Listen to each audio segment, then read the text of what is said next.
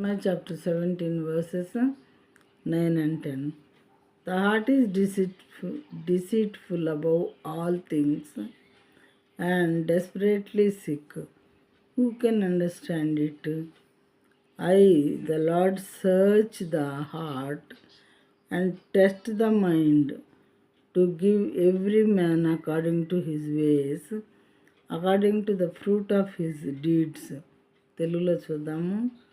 హృదయం అన్నింటికంటే మోసకరమైనది, అది ఘోరమైన వ్యాధి కలది. దాన్ని గ్రహింపగలవాడెవడు? ఒకని ప్రవర్తనను బట్టి వాని క్రియల ఫలము చొప్పున ప్రతీకారము చేయుటకు యెహోవాను నేను హృదయములను పరిశోధించువాడను, అంతరింద్రియములను పరీక్షించువాడను. ఎంత క్లియర్గా దేవుడు మాట్లాడుతున్నారు చూడండి. యెహోవానే నేను హృదయాలను పరిశీలిస్తాను.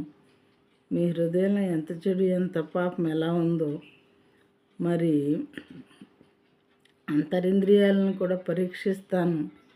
ఎక్కడ ఏ రకమైన పాపం ఉందో మీ చెడుకు తగిన విధంగానే ప్రతీకారం చేస్తాను అని దేవుడు చెప్తున్నారు. ప్రియమైన వారలారా, మనం పరిశుద్ధంగా జీవించాలి అంటే పరిశుద్ధుడైనటువంటి దేవుడు ఎవరు, ఎక్కడుంటాడు, ఎలా ఉంటాడు, ఎవరు అనేది ముందు తెలుసుకోవాలి.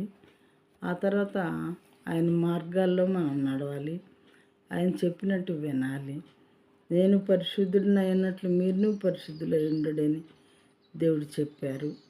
మనకు అంటే ఆయన పరిశుద్ధుడు కాబట్టి ఆయన బిడ్డలమైన మనం కూడా పరిశుద్ధంగానే ఉండాలని దేవుడు కోరుకొంటున్నారు. ప్రియమైన అయితే పరలోకానికి చేరటానికి నేనే మార్గమును సత్యమును జీవమును అని దేవుడు చెప్పారు.